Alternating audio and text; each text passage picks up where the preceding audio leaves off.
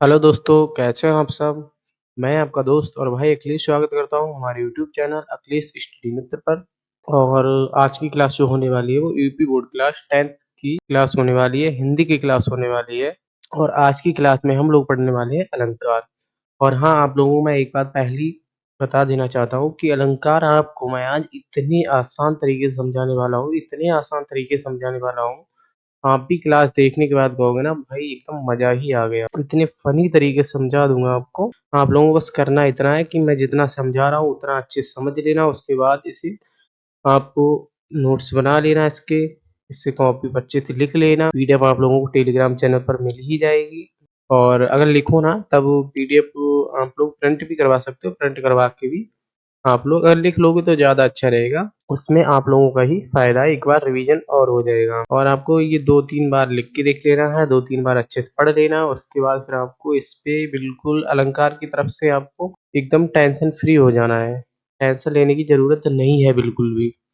आपको बस इतने आसान तरीके से मैं समझाने वाला हूँ ना, एकदम मज़ा ही आ जाएगा। तो चलिए बिना टाइम वेस्ट किए हुए आज की क्लास स्टार्ट करते हैं। पहले हम लोग देखेंगे परिभाषा। जब भाषा में ऐसे शब्दों का प्रयोग हो जाए जिससे वाक्य सुंदर, मीठा और मजेदार लगे तो वहाँ अलंकार होता है। जैसे बिना मेकअप के भी बातों से चमक आ जाए। अलंकार के मुख्य रूप से दो प्रकार होते हैं, शब्दालंकार और अर्थालंकार। अलंकार के मुख्य रूप से दो प्रकार होते हैं, शब्दालंकार और अर्थालंकार।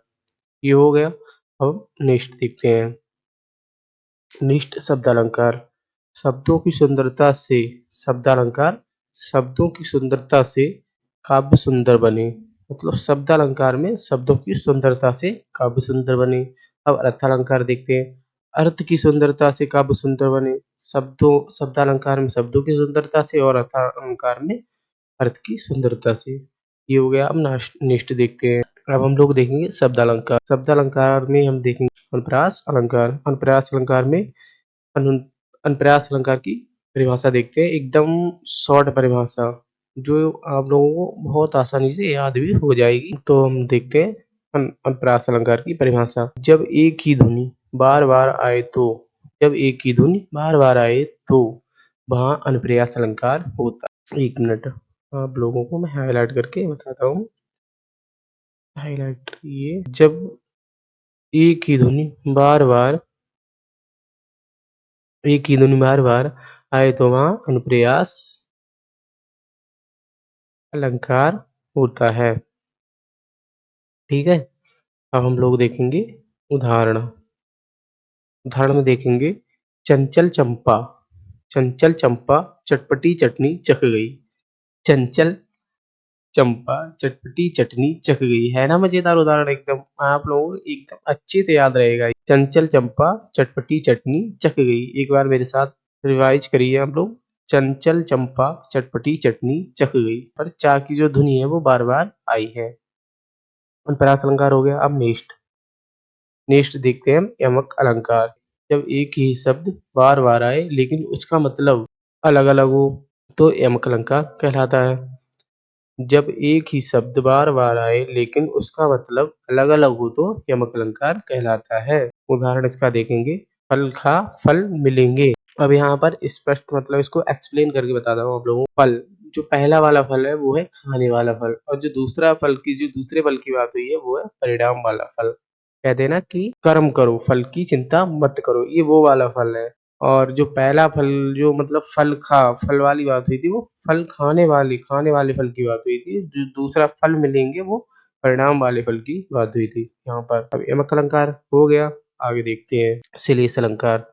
श्लेष अलंकार में देखेंगे, श्लेष अलंकार की परिभाषा देखेंगे। जब एक ही शब्द से दो उदाहरण निकले, जब एक ही शब्द से दो उदाहरण निकले तो वहाँ श्लेष अलंकार होता है। जब एक ही शब्द से दो उदाहरण निकले तो वहाँ श्लेष अलंकार होता है। इसका उदाहरण देखेंगे। राम ने राम नाम जपकर, राम ने राम नाम जपकर आराम पाया। अब इसे एक्सप्लेन करता हूँ मैं।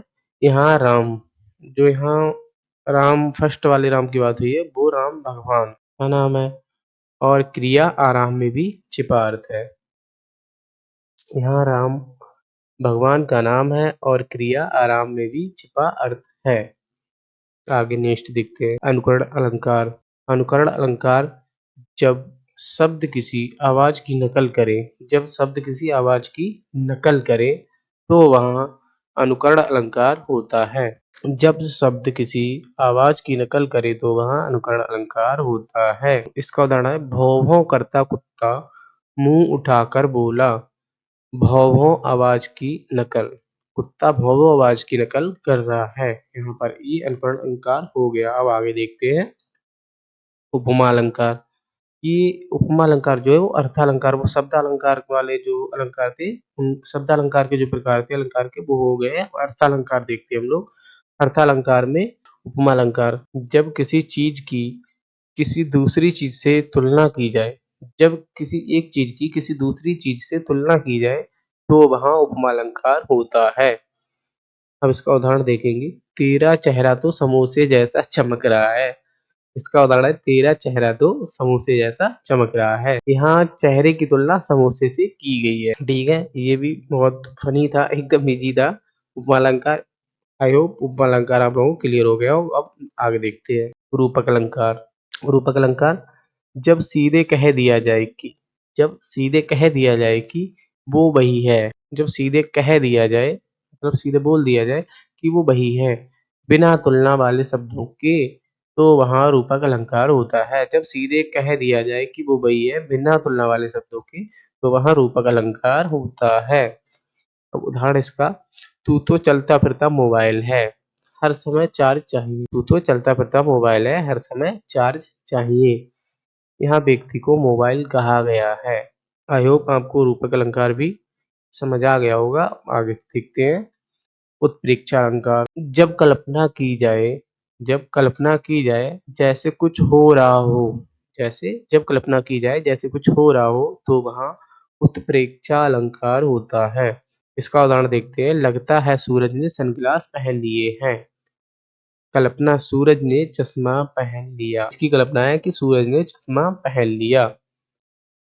अब नेक्स्ट देखते हैं मानवीकरण अलंकार। मानवीकरण अलंकार, जब निर्जीव चीजों को इंसान की तरह दिखाया जाए, मतलब निर्जीव चीजें जिनमें प्राण नहीं होते वो निर्जीव होती हैं और इंसान की तरह मतलब सजीव। जब निर्जीव चीजों को सजीव की तरह मतलब इंसानों की तरह दिखाया जाए तो वहाँ मानवीकरण अलंकार होता है। तो वहाँ मानवीकरण अलंकार होता है। उदाहरण इसका देखेंगे हम। फैन मतलब पंखा गुस्से में घूम रहा है। पंखा मतलब फैन गुस्से में घूम रहा है जैसे कह रहा हो मत आ गर्मी। यहाँ फैन को इंसान जैसा बताया गया है। बहुत आसान था याद करने के लिए। अब नेक्स्ट देखते हैं अतिशयोक्ति अलंकार।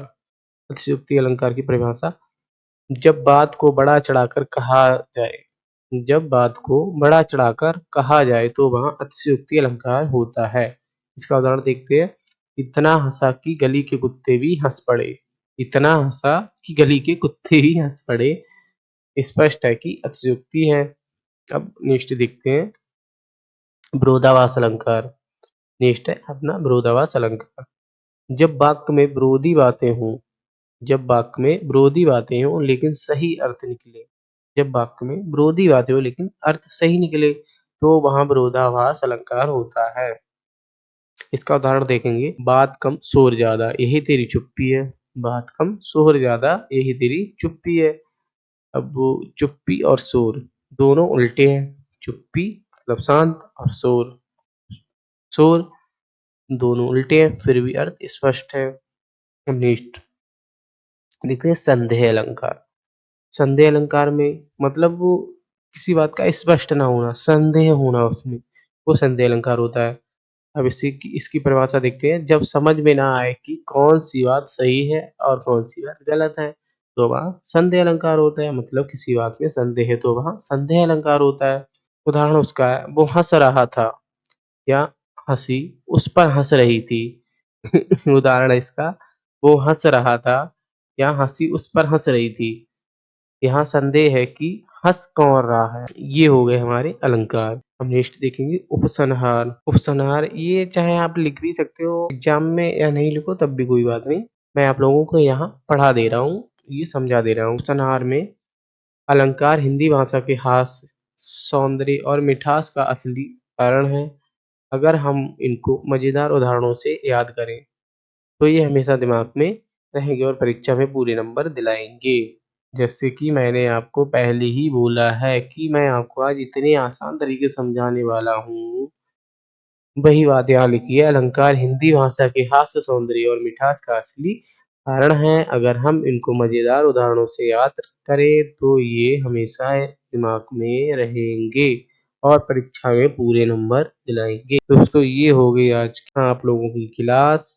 आप लोग इसे अच्छे से लिख लीजिए, पीडीएफ डाउनलोड कर लीजिए टेलीग्राम चैनल से और इसका नोट्स बनाइए अच्छे से इसे पढ़िए, रिवीजन करिए और बोर्ड एग्जाम की तैयारी में लगे रहिए। और अगर वीडियो अच्छी लगी हो तो लाइक करें, अपने दोस्तों के साथ शेयर करें और अगर किसी भी टॉपिक से रिलेटेड कोई भी डाउट हो तो कमेंट ज़रूर करें। चैनल अखिलेश स्टडी मित्र को सब्सक्राइब करें। स्वस्थ रहिए, मस्त रहिए और पढ़ाई करते रहिए। मिलते हैं किसी नेक्स्ट वीडियो में, किसी नेक्स्ट टॉपिक के साथ। तब तक के लिए जय हिंद, जय भारत।